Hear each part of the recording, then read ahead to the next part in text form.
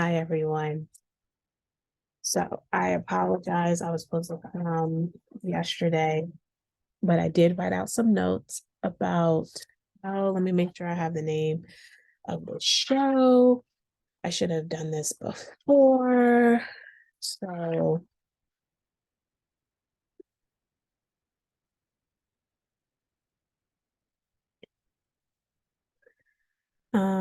it is Grown and Gospel Season 1, Episode 1.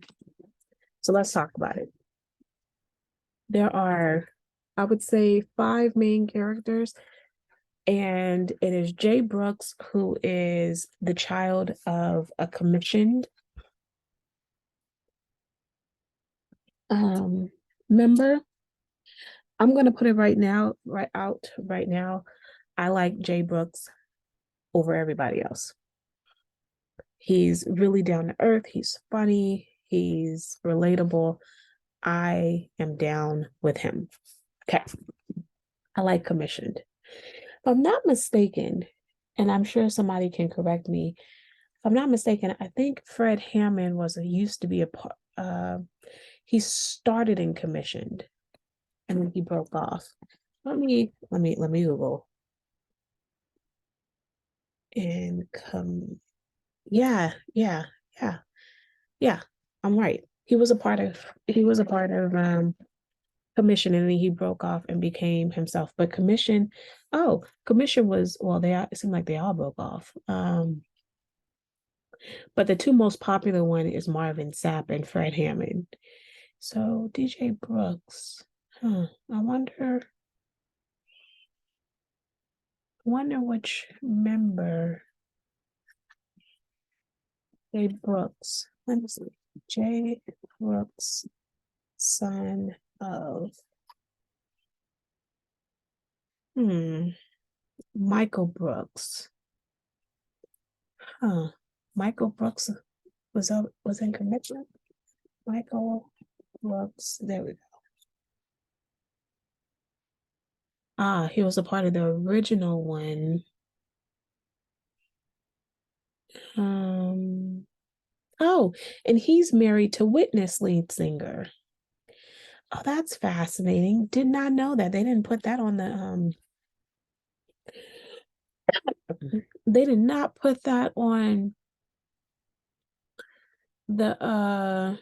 on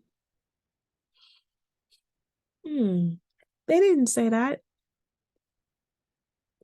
in the show. So Michael Brooks is married to Witness lead singer and has a son named Jay Brooks. Now, y'all gonna have to forgive me on this one. Now, Witness, the child of Witness is Tasha. Tasha Brooks. Wait, hold the phone. Tasha Brooks.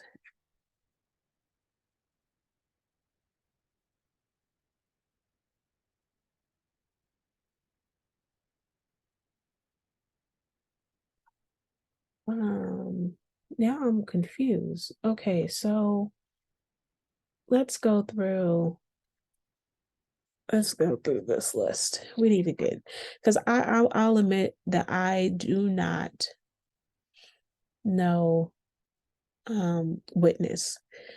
Okay, so Witness consisted of Lisa Page Brooks, Tina Brooks, Yolanda Harris, Daniel Campbell, Marvy Wright. I don't know any of these people. And Tasha Brooks, is it Tasha Brooks? Yeah, is the daughter of Lisa Page Brooks. So it's Tasha Page Lockhart. Gotcha. And she's on the show. And Michael Brooks is married to, so then he's married to who? Who's the lead? It's a quintet. Okay. Who's the lead? Mm, okay, let's see. Michael Brooks married to who? Is it witness? Let's see if they give me. Oh, Lisa Page. Oh, now I'm confused. Oh, no, no, no, I'm confused. So is Jay Brooks and Tasha Page, are they related? Are they brother and sister? Okay. Let's just say if they're not brother and sister by birth, then they brother and sister by parents' marriage. Okay. So this is when they say that they're true. Okay. Elijah did an interview. Elijah did an interview with Carlos King, and he was explaining how they're all really close, and that's the difference between this reality show and a lot of other reality shows. It's fascinating that nobody's mentioning some of these people are kin. Okay, whatever. And I do have some thoughts about Elijah being on Carlos King. Okay, so Bree, which is a nickname, is Fred Hammond's child. And then you have Elijah, who is a preacher's kid. I didn't write down who Elijah's mom was, so forgive me. And then Nikki is Dorinda Clark Cole's daughter. Okay, I like Dorinda. Now, and they're of the Clark sisters. Okay, so we start everything with Elijah. Why are we singing in the bath? So I did not expect to have this singing moment in the bath, nor did I need it. So there's that. I'm going to, I guess I don't know if it's better to recap, but I will say this about Elijah. He did an interview with Carlos King, and he was saying how people were not necessarily taken to him and how eventually people would grow to like him. I don't know how that's going to happen. No shade and all the shade because he is rude, like really, really rude. And I don't like really, really rude people. So, Elijah, for example, and I would give a few examples of, first of all, I saw the interview before I saw the show, and I was just like, I don't know how I'm gonna, because he's so pompous. And I think that it's great. It's a thin line between confident and pompous. And you turn so many people off with this whole, oh, I'm better than everyone. Oh, I can, and it's just a fact. And it's just like, you absolutely are probably, very talented and all of that. But at the same token, I don't think that um, this is something that you need to really crap on everybody else to make yourself feel better, and to say under the guise of I'm just being honest. But it appears that everyone is being like that. Not everyone, but a lot of them are. And the other woman, Tasha, she is just as rude. And I was really taken aback by how rude she was. Now, I'm gonna be honest, like in the church, I, of course people gossip, of course people and this is true about what Elijah did say, is that the thing about the church is that everybody may already know what's going on, but nobody's willing to say anything. And I firmly believe that, because as an adult, I sit back and I think about some of the things that took place with me now that I'm married. There are some things that I would absolutely never do. Um, there was a lady at the church when I was growing up, and she would sometimes go off with this pastor or evangelist, depending on the year. And she would go off for days for a revival. Like, he would go for a revival and she would take off with him and come back the next day. And if he'd have my mother and I would ride with her to go to Victorville and to go to Palmdale and go wherever to hear him speak.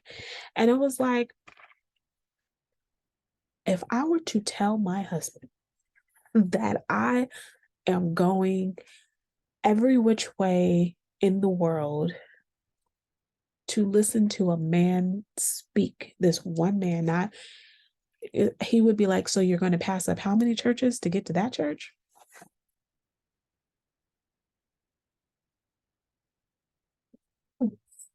And I asked my mom, like, Mom,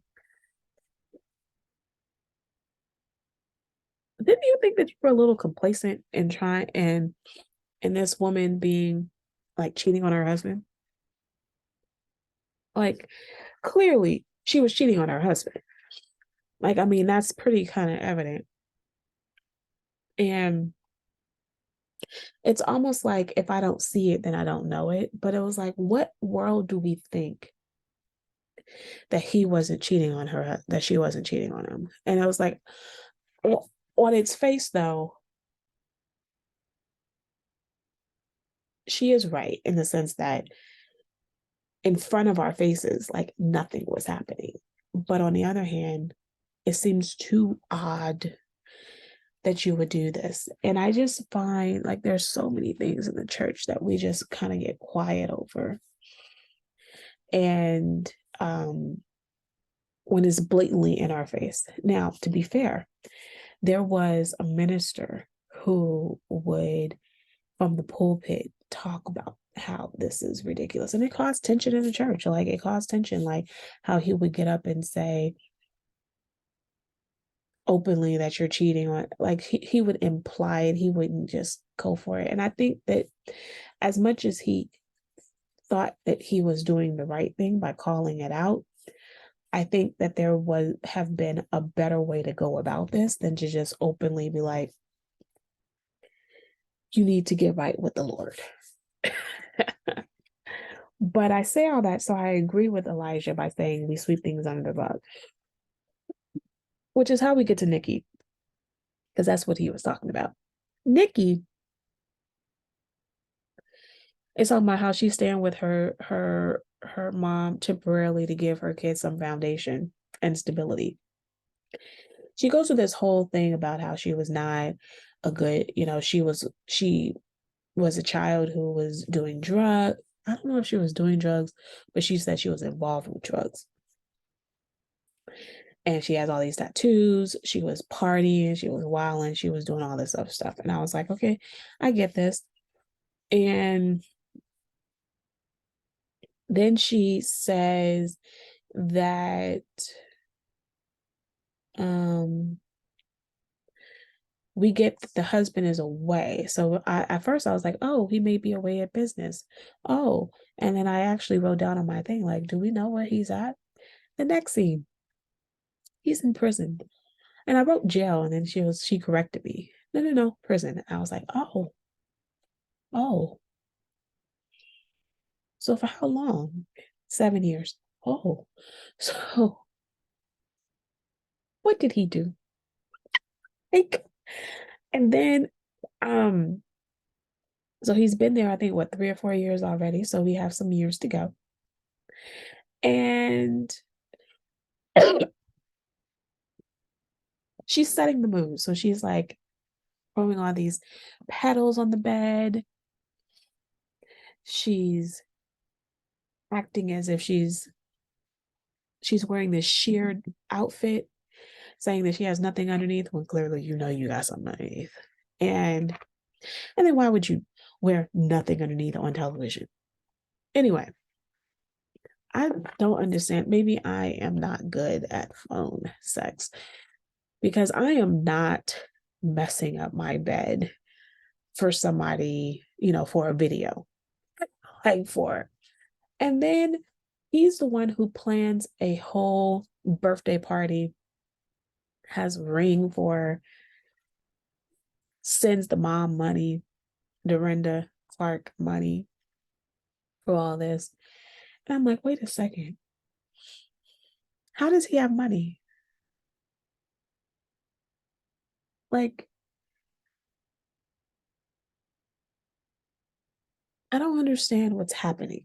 And, I'm not a part of the drug or criminal gang, but I did not know that he can do all of this video planning, and he's like doing video planning, doing recordings, calling up for all the plans.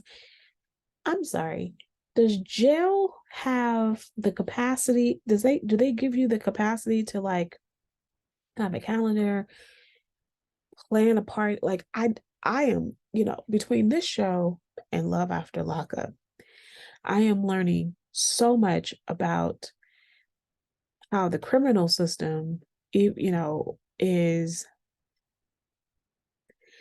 not as locked down as my mind and all of my books was supposed to tell me at how locked down these people are. Because you planning parties, you have how much money to get, and then you upgraded her ring. And the funniest thing about this whole thing is if you span the room and you looked at the faces of these people, they're looking like, because they had the same question I have. How did this happen?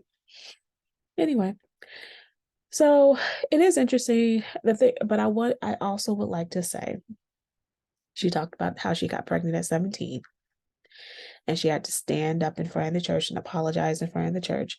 Now, I wrote down that that's crazy, but I'm going to also say that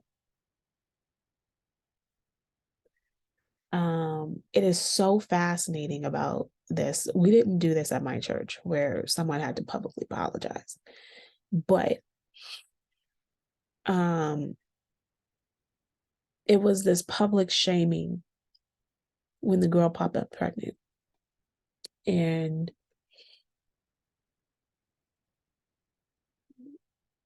then I always was curious, like, well, what about the dad? The dad, these men are popping up with babies. And so it was almost like it was such a good thing that these men didn't have a kid out of wedlock. Like that's your pride and joy, even though you had sex with how many different people. Like there's this one guy I was in the church with. I never liked him. And I think part of our issue, we never got along,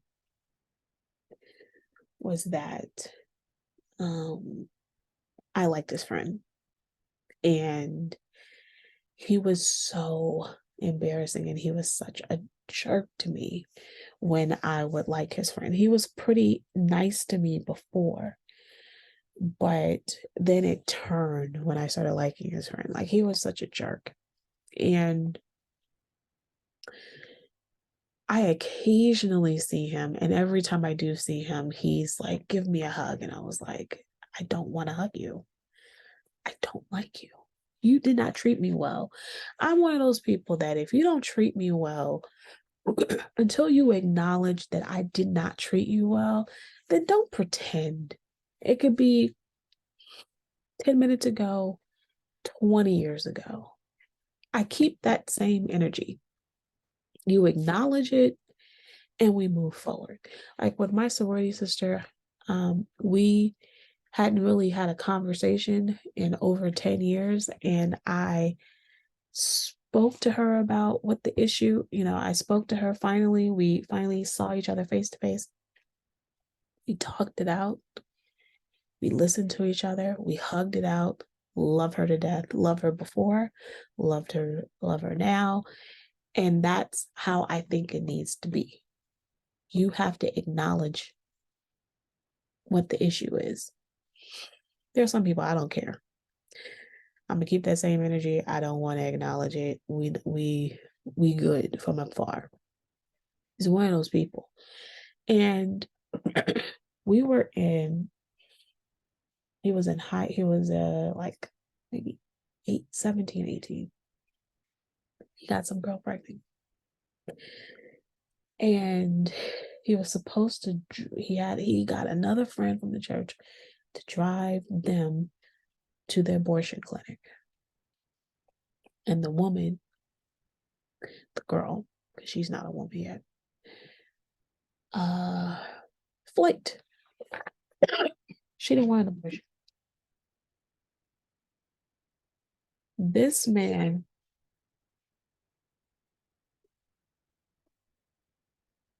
has never acknowledged the baby. And I am one of those, he's now a minister. And when asked about if I would go see him speak, I am like, well, what happened to the baby? And yes, that is a cold thing to do. And that baby is now an adult, would be an adult, because we are now, I think, we're looking at 25 years ago. So that kid would be an adult by now. But my thing is this.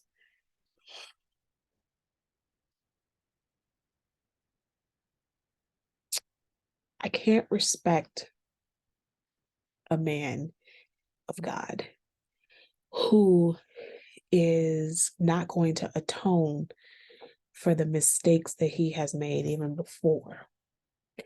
And to me, I don't even want to say the baby is a mistake, but if the baby does exist, which I'm not sure if it does, everyone just stopped mentioning the child. And his mother didn't know. It was hidden from his mother. And so it was, well, that ain't my baby kind of a thing. And then nobody mentions the child. No DNA test, no nothing. So I'm like, it is. And so now you're running around with this picture family with these kids and this wife, and you're not going to acknowledge that there's a possibility out there, that there's a baby out there that look just like you. Or it could not look like him. But the point is that there could be a baby out there. I don't respect that. And so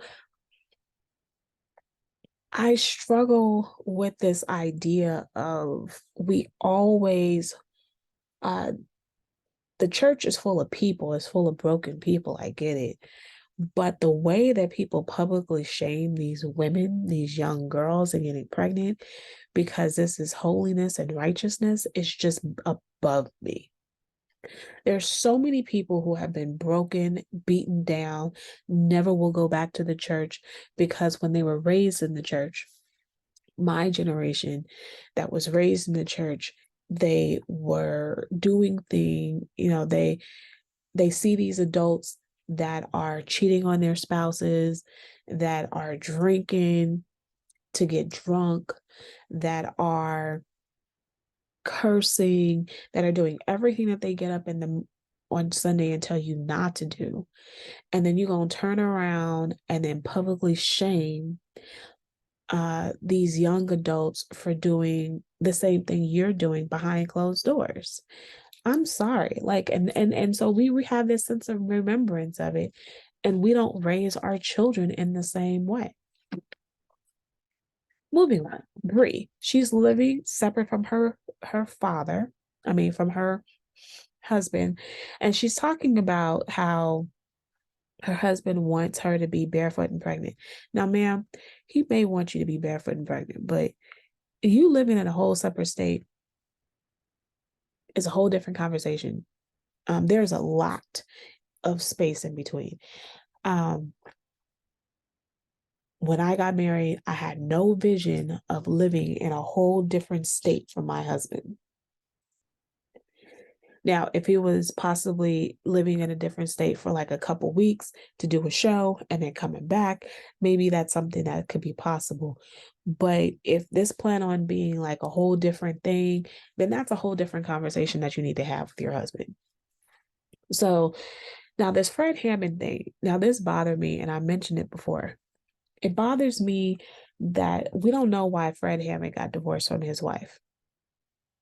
But just because you get divorced doesn't mean that you can't pay spousal support and child support. Like, what world do we live in that you think that just because you get a divorce, that means that you're not financially responsible for these kids or this wife that's been with you that helped develop your career? Fred Hammond is insanely popular, and you cannot tell me that he could not financially give uh these people some money.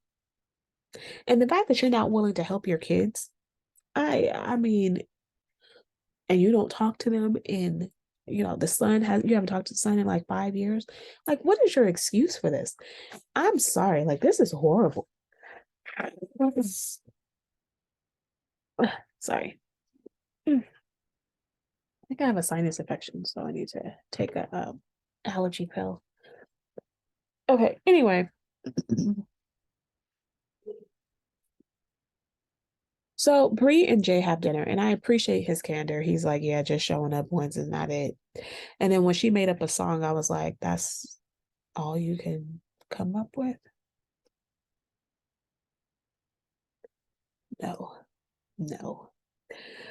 But he didn't disrespect her. So I appreciate that. I love that about him. Kudos to you. Nikki, Jay, Elijah, and Tasha meet, and it's kind of cool that they're friends. It's kind of interesting that nobody said anything about Tasha and Jay being related. Um, I like that they all talking about Bree. I don't know how I feel about the way they're talking about Bree. It's like they're really dragging Bree. Um, Especially Tasha. They all go to Nikki's party, and Tasha calls Bree Sister Mary Clarence, Salvation Army. Elijah's like, ugh, she's wearing blonde. She needs to go back to the long straight hair. He's like, look, you need his argument on the Carlos King show is that she needs to level up. She's royalty, daughter of royalty. She needs to look the part. Hello, she can't afford it. She's living on a mattress. Her father is doing nothing to help her. Dorinda told her, don't quit your J job. And I was like, well, that's harsh. But if you see the rest of it, I was like, okay, that makes sense. The snippet saying, don't quit your J job, I was just like, that's rude. But after it, I was like, okay, I get what you're saying. Um, Anywho, what else? Yes, Elijah Tell says that she has low self-esteem because of the way that she looks at her hair. Like she can't have blonde hair just because you have blonde hair. And the fact that he put his hands in her hair, I was like, sir, who walks up to people and puts their hands in there? Like we are cool, but we aren't that cool. Like even my husband just randomly outside, I'm like, what are you doing? What do you need? What do you need in my hair? Just rude. I don't know if Elijah's going to grow on me, but I know that he's rude. So with that being said, I'm gonna keep watching the show. I think it has some interesting topics, and I'm gonna try not to be too revealing on this on talking about this, because this show, growing up in the church like this, it does, at least I know other people's tea, because I was a good girl growing up, but I know other people's tea. Have a good day.